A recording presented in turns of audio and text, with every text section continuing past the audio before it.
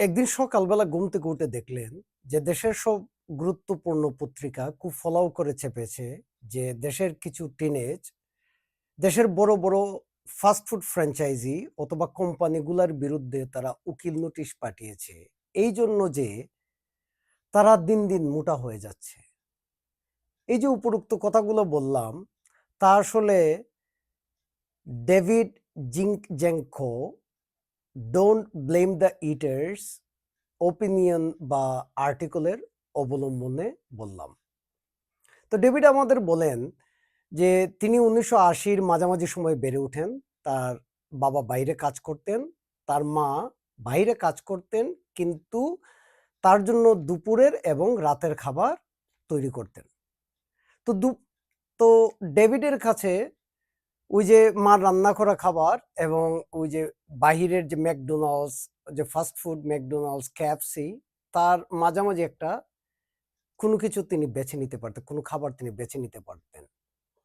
এবং তিনি বলেন তিনি তারপর কলেজে যান। কলেজ শেষ করে তিনি নেভির রিজার্ভে তিনি যোগদান করেন এবং সে সময় তিনি একটা হেলথ ম্যাগাজিনের সঙ্গে জড়িত হয়ে পড়েন।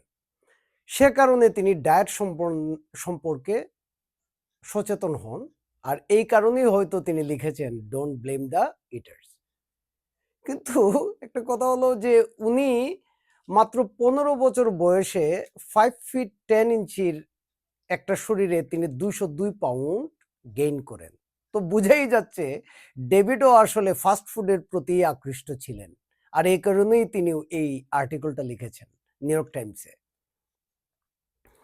তো ডেভিড আমাদের বলেন যে দেখেন, ফাস্ট ফুড কোম্পানিগুলা কোনো সময়ই তাদের খাবারের ক্যালোরির কোনো স্পষ্ট ইনফরমেশন আমাদের দেয় না।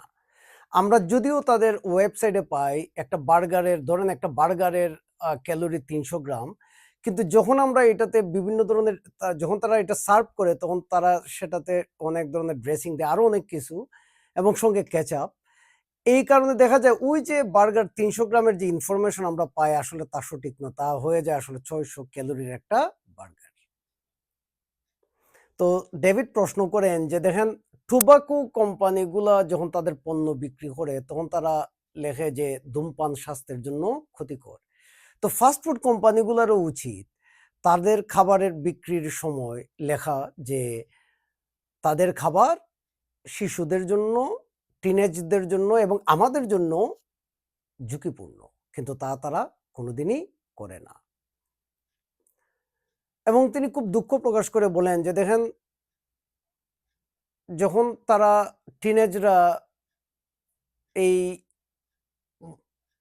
ফ্যাট হয়ে যায় এবং তার কারণে তারা সে শাস্তিটা সারাটা জীবন তারা ভোগ করে।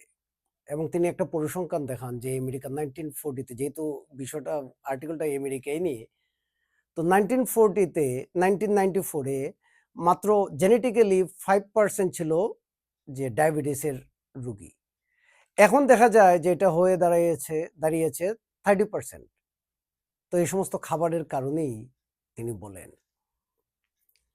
তো ডেভিড তার পরিসংখ্যান আমাদের বলেন। এখন আমাদের দিকে একটু বলা যাক।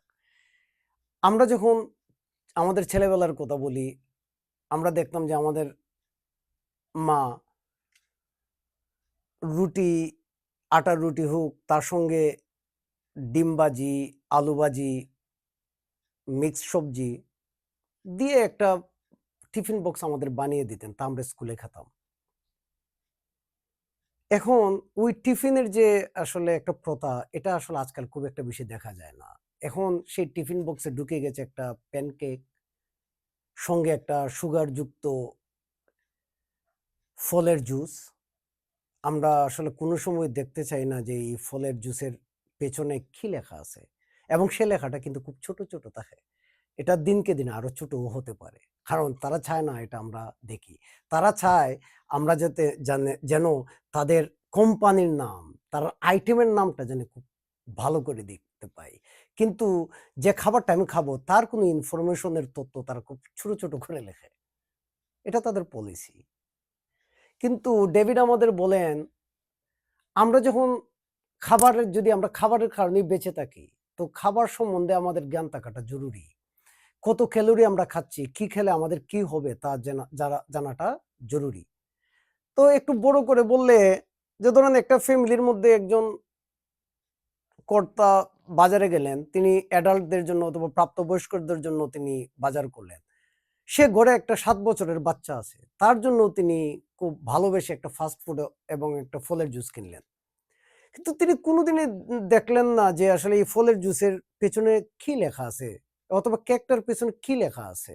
অথবা ফাস্ট ফুডটার আইটেমটার পেছনে কি লেখা আছে? তাতে কি এই ৭ বছরের বাচ্চাটার স্বাস্থ্য ঝুঁকির মধ্যে আমি ফেলতেছি কিনা? তা আমরা কোনো সময় দেখি না। তো ডেভিড এটার সম্বন্ধে আসলে জোর দেন যে আসলে আমাদের খাদ্য সম্বন্ধে সচেতন, মানে ওই যে ক্যালোরি অথবা কি আছে তার সম্বন্ধে আমাদের সচেতনতা জরুরি।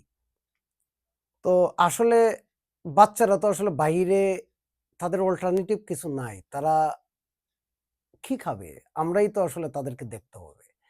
তাদের কাছে আসলে কোনো চয়েস নাই। তারা ক্ষুধা লাগতেছে, তারা ফাস্ট ফুডই খাইতেছে। এবং আমরা যারা বাইরে কাজ করতেছি, আমরা তো এই ফাস্ট ফুডের উপরেই আসলে নির্ভর হয়ে যাই। আসলে আমাদের কাছে কোনো অল্টারনেটিভ নাই। আমরাই আসলে এর জন্য দায়ী। যে আমরা আসলে একটা অল্টারনেটিভ আমরা দিতে পারতেছি না। হয়তো ব্যস্ততার কারণে। এই নিয়ে হয়তো আমাদের আরো ভাবা উচিত। ডেভিড আসলে এই কথাটাই আমাদের বলেন। আমরা যতই ব্যস্ত থাকি না কেন আমাদের ভাবা উচিত। কারণ আমাদের ওই সামান্য অবহেলার কারণে আমাদের বাচ্চারা লাইফ টাইম ডায়াবেটিসের এবং বিভিন্ন ধরনের স্বাস্থ্য ঝুঁকির মধ্যে তারা থাকবে। তারা ভোগ করবে। তো আসলে ডোন্ট ব্লেম দ্য ইটার্স। যারা খাচ্ছে তাদের আসলে কোনো দোষ নেই। আমরাই হয়তো শব্দটাই ইউজ করলাম। হয়তো তার জন্য কিছুটা দায়ী। আমরাই হয়তো তাদেরকে অল্টারনেটিভ দিতে পারতেছি না। যদি দিতে পারতাম, পরিস্থিতি হয়তো অন্যরকমও হইতে পারত। ধন্যবাদ।